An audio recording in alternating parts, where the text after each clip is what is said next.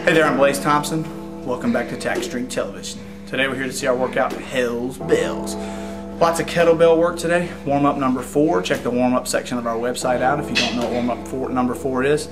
Outside of that, remember this is just a guide. It's not a tell-all be-all for these exercises, especially with a workout like today. Lots of finite movement when it comes to using these kettlebells. If you haven't used them before, please come in and let us teach you how to do it because you can get hurt.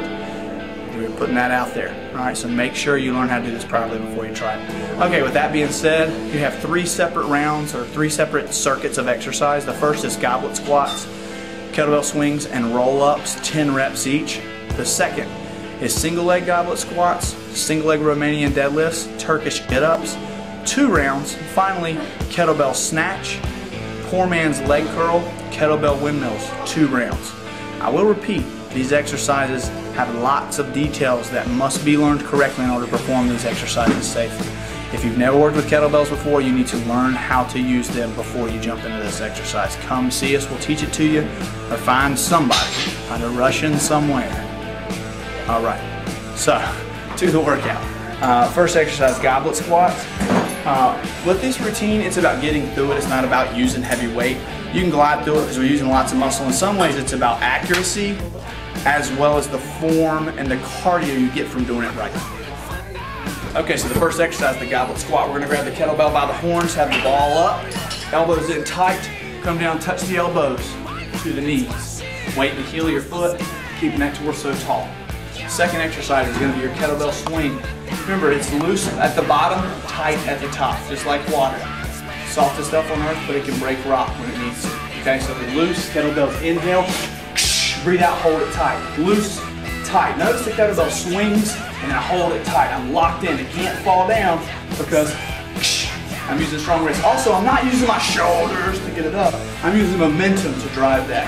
Pushing through the heel of my foot, controlling it with tight hands at the top, creating momentum with loose hands at the bottom. The kettlebell swing. Finally is the roll up. We stole this one from Pilates. We added a little tack strength to it. You're going to take the kettlebell, bring it up over your head, strong arms, use your roll up from Pilates. You bring the weight over, take a look at your belly button, hold the abs in tight, exhale when it gets hard. Sit up tall and straight, inhale, roll back down. 1 vertebra at a time, all the way to the floor. You'll find that holding on to the kettlebell and keeping it straight out at the top is just as hard as the roll up itself. Remember, you roll up 1 vertebra at a time, so you start at the top of the neck, you curve up on the way back down. You roll down 1 vertebra at a time, you breathe out hard when it gets to that hard spot. So, inhale, posture, back down. All right, that completes round 1. You do round 1, you do circuit 1 for 3 circuits. So you're gonna go through it 3 times. All right, looking at round 2, single leg goblet squats, single leg Romanian deadlift, Turkish get-ups.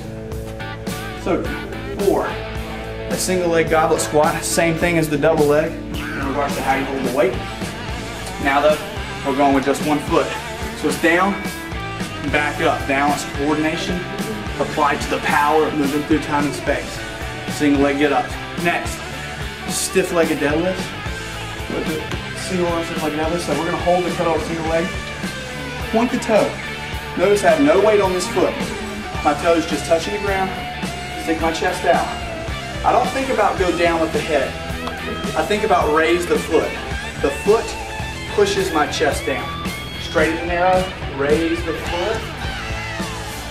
Straight and narrow, raise the foot. Which pushes my chest down. Light bend in the knee. And I'm feeling a big stretch in my hamstring as I go forward. Keep the posture. Don't round your back on the way down. It defeats the purpose of the exercise. Keep the posture. Okay, finally, looking at Turkish get-ups. This is a big one, so come check it out. Okay, so once again here with Turkish get-up, another big exercise. Lots of opportunity to get hurt. The most important thing is to protect your shoulder. Go light. I don't care if you just use your arm to learn this exercise for this workout if you haven't done it before. You lay back flat, my arm is straight up. It's not tilted out to either side, towards you, or back at all. It's straight up. You sit up, keeping the arm straight up the whole time. I didn't use it for momentum. Straight. Plant a hand and lay both knees to that side. Whichever hand is planted, that's the leg that swings through. So my left hand's on the floor, my left leg swings through, and I'm keeping the arm straight. I come to a lunge position. From there, I come up and stand. To get out of it, you notice that the bell is still up. To get out, I go back into a lunge, come down, plant the hand, swing the leg through, come back down flat. So once again, change arms. Sit up, keeping it up straight, plant the hand. The hand that I plant, that is the leg that swings through. The arm is straight at all costs. That protects your shoulder, because if your arm moves, that's a lot of area for your shoulder to go bad. Keep it locked. Sit tall, lunge up, full stance, come back down, plant the hand, swing through, keeping the arm straight up. I tweaked it a little, come back down. Let's take a look at it with some weight. I'll give you one. So, you press it up, lock and tight, strong wrist. Don't let your wrist float back. Keep it tight. It's a little uncomfortable against the bell. Sit up, weight straight, plant your hand, swing that leg through, stand tall, come back down, plant the hand, swing that leg through, lay back flat. That's your Turkish get up.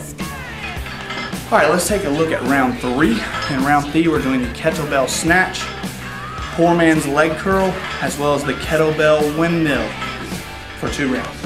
All right, kettlebell snatch. Once again, lots of little pieces here. If you know anything about kettlebells, you know the swing. And you can swing all the way up if you get the momentum right. Now, we don't need that much power.